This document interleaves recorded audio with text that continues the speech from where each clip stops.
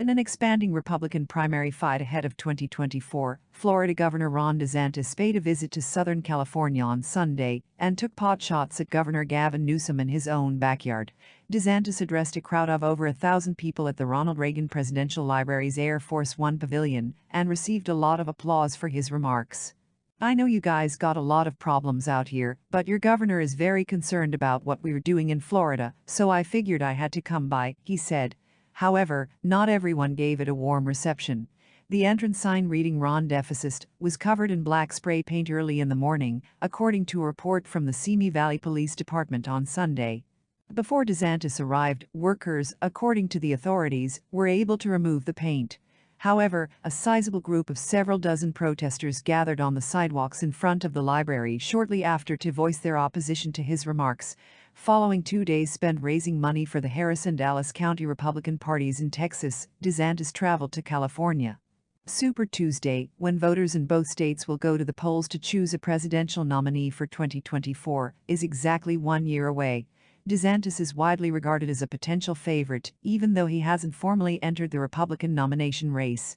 In a recent UC Berkeley Law Times poll conducted last week, he had an 8-point lead over former President Donald Trump in California. Before his arrival on Saturday, Newsom issued a statement in which he mockingly welcomed DeSantis to the real freedom state. "Californians are more secure, prosperous, and healthy than those who are unlucky enough to have you as their governor," he declared. "You're going to get smoked by Trump, by the way." DeSantis used the occasion of his speech to draw a contrast between his state and Democratic states like New York and Illinois, as well as California. "The left and all these other institutions have been infected by the woke mind virus," according to DeSantis. "I mean, think about the way they have governed the states. They prioritize woke ideology over the tried and true values for which President Reagan fought." After giving his speech in Simi Valley, DeSantis made his way south to Orange County, where he addressed over 900 donors in a private setting at the Westin Anaheim Resort. Fred Whitaker, chair of the county party, said, "We raise more money from this event than we've raised on any one-night fundraising event in the history of the Orange County Republican Party." You could say that Governor DeSantis has unprecedented interest.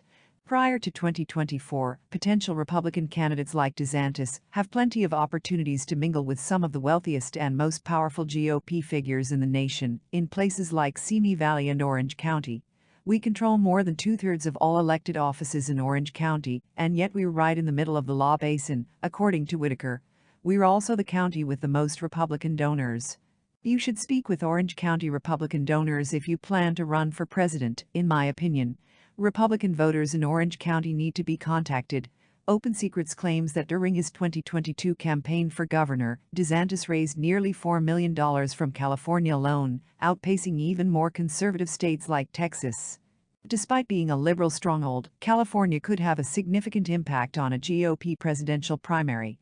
California could be crucial for any candidate hoping to make it through Super Tuesday amid a potentially crowded GOP field due to its winner-take-all status and the number of delegates it offers more than any other state. California will have a very different dynamic than in 2016 as a result of moving its primary from June to March for the 2024 presidential election, according to Whitaker, who spoke to ABC News. In 2016, the nomination was set before the primary even took place. The center of it is Super Tuesday.